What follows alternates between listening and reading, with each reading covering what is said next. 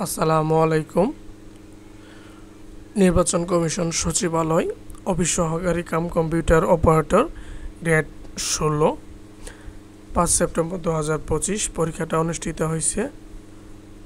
শুরু করা যাক। 120 মিটার দীর্ঘ একটি ট্রেন 330 মিটার একটি সেতু অতিক্রম করবে। ট্রেনটির গতিবেগ ঘন্টায় 30 কিলোমিটার হলে সেতুটি অতিক্রম করতে ট্রেনটির কত সময় লাগবে? তাহলে ট্রেন হচ্ছে 120 মিটার এবং সেতু হচ্ছে 30 মিটার। তাহলে ট্রেনকে কি সেতু সহ অতিক্রম করতে হবে না? তাহলে টোটাল যোগ হবে কত? মোট দৈর্ঘ্য হচ্ছে 120 প্লাস 330 হচ্ছে 450 মিটার। এখন ঘন্টায় 30 কিলোমিটার মানে হচ্ছে, আমরা মিটার নিয়ে আসি, 30,000 মিটার অতিক্রম করে হচ্ছে 3600 সেকেন্ডে। তাহলে 1 মিটার অতিক্রম করতে হচ্ছে 3600 ডিভাইডেড বাই হচ্ছে 30,000 সেকেন্ডে, 30,000 সেকেন্ডে। অতএব 450 মিটার অতিক্রম করে আমরা এই ভাগটা দেখি। 1 2 3 1 2 3 মানে 1000 দ্বারা ভাগ, তারপর কত? 30।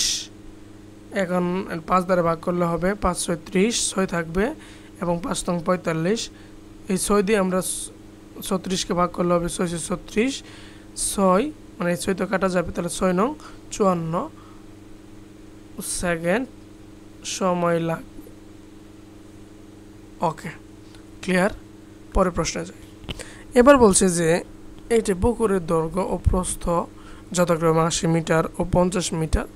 যদি পুকুরের চারদিকে 4 মিটার চওড়া পার থাকে চারিদিকে, তাহলে বাইরে, তাহলে ভিতরে থাকলে মাইনাস, বাইরে থাকলে প্লাস, তবে পুকুর পাড়ের ক্ষেত্রফল কত?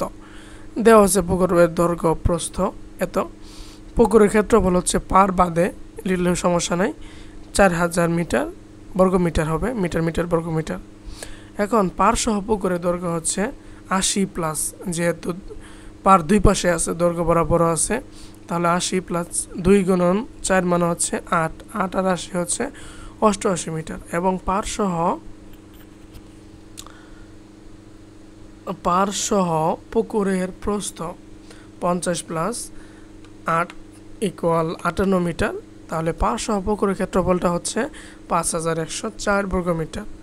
এখন আমরা পারের ক্ষেত্রফল সমান পার সহ পুকুরের ক্ষেত্রফল মাইনাস পুকুরের ক্ষেত্রফল ইকুয়াল 1104 বর্গমিটার হচ্ছে পুকুর পাড়ের ক্ষেত্রফল। আচ্ছা, সমাধান করুন। 3x plus 7 divided by 4 plus 5x minus 4 divided by 7 সমান x প্লাস 3 সমস্ত 1/2।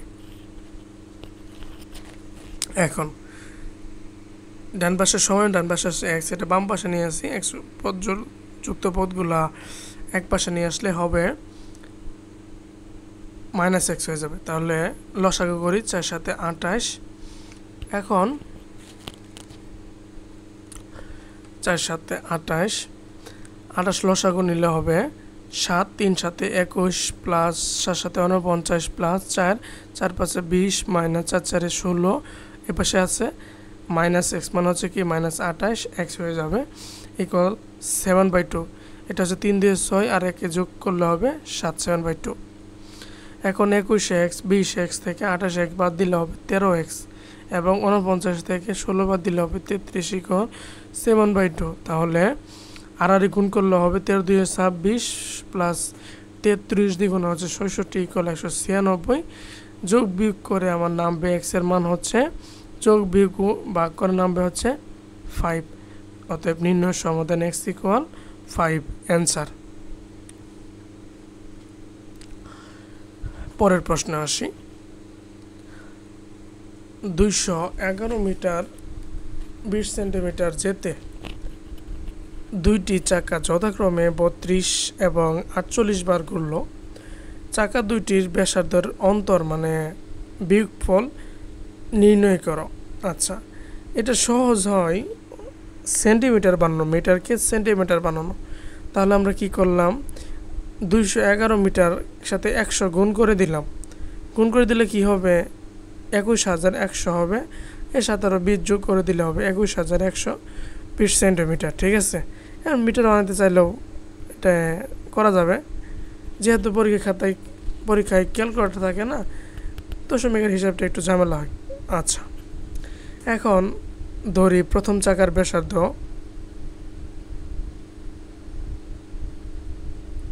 বড় হাতের আর এবং পরিধি হচ্ছে 2 পাই বড় হাতের আর দিলাম, এবং দ্বিতীয় চাকার ব্যাসার্ধ হচ্ছে আর ও পরিধি হচ্ছে 2 পাই আর, এবং আমাদের কাছে চাইছে হচ্ছে চাকা দুটির ব্যাসার্ধের অন্তর বের করো, মানে আর মাইনাস আর।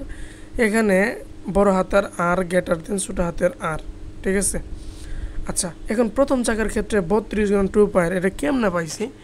এটা হইছে চাকাটা যখন একটা বার ঘুরে, ঠিক আছে, তখন তার পরিধির সমান দূরত্ব অতিক্রম করে, তাহলে পরিধি কি 2 পাই আর। তাহলে একবার ঘুরলে হচ্ছে 2 পাই আর, তাহলে 32 বার ঘুরলে হচ্ছে কি 32 ইন্টু 2 পাই আর সমান হচ্ছে 21120 সেন্টিমিটার। ঠিক আছে,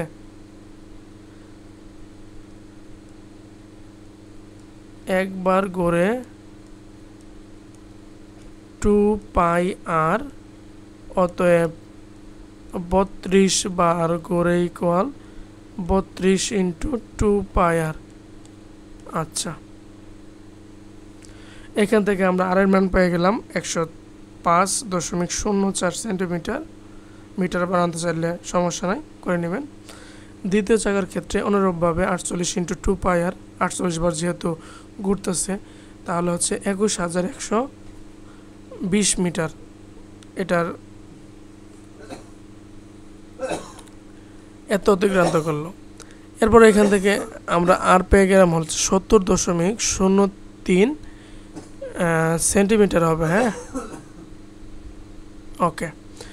এখন আমাদের চাইছে হচ্ছে চাকা দুইটির ব্যাসার্ধের অন্তর, তাহলে 105.04 থেকে যদি আমরা 70.03 বিয়োগ করি, তাহলে 35.01 সেন্টিমিটার পেয়ে যাব। তাহলে এটা মিটার বানাইলে হবে 0.35 মিটার। ঠিক আছে, থ্যাংক ইউ এভরিওয়ান।